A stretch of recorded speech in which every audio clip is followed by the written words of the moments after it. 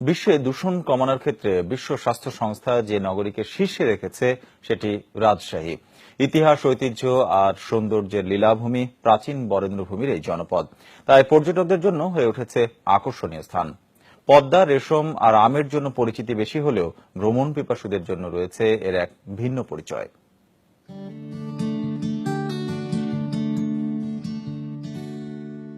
ঘুম ভাঙা সকাল, খুঁজছি কতকাল। আড়মোড়া ভেঙে রোজ সকালে এ নগর জেগে ওঠে পদ্মার কোলে।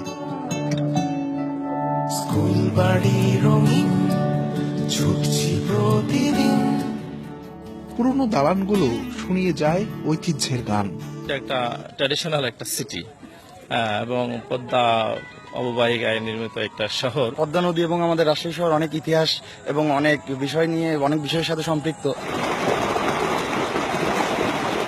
বর্ষার ভরা পদ্মা কিংবা গ্রীষ্মের মরা পদ্মা, ঋতু বদলের সঙ্গে সঙ্গে নদীর রূপ বদলায়, সাথে সাথে বদলে যায় এর সৌন্দর্য।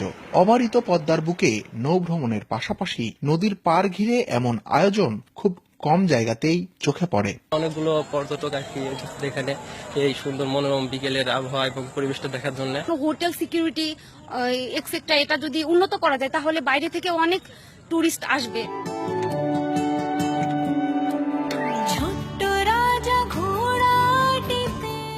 রাজা রাজরাদের অজানা কাহিনীর সাক্ষী হয়ে টেরাকোটা বুকে দাঁড়িয়ে আছে পুঠিয়া রাজবাড়ি। ঐতিহ্যের ঘোড়াগাড়ি আর ধোপকল বলে দেয় অতীত সমৃদ্ধির কথা। বরেন্দ্র গবেষণা জাদুঘর আর মিয়াপাড়া পাবলিক লাইব্রেরির মতো দুষ্প্রাপ্য সংগ্রহশালাও অনেকটাই বিরল। 3-4টা স্থাপনা মহানগরের, আমাদের নগরীর, আমরা রাত্রের ওটা আলোকসজ্জা করবো এবং বিভিন্ন কারুকার্য, সেটা কিন্তু আমাদের হাতে এসে পৌঁছে গেছে। ইতিহাসের কালজয়ী চরিত্র, চলচ্চিত্রের প্রবাদ পুরুষ ঋত্বিক ঘটক, ঐতিহাসিক অক্ষয় কুমার মৈত্রেয় আর পঞ্চকবির অন্যতম রজনীকান্ত সেনের বাড়ি ছিল এখানেই। নগরী থেকে মাত্র কয়েক কিলোমিটারের মধ্যে ছিল সেন বংশের রাজাদের রাজধানী। প্রথম সেন রাজা ছিলেন বিজয় সেন। তার রাজধানী প্রতিষ্ঠা করলেন বলা হচ্ছে যে গঙ্গা তীরে, অর্থাৎ পদ্মা তীরে, আর এখনো বিজয়নগর গ্রামটি আছে তার নাম অনুসারে।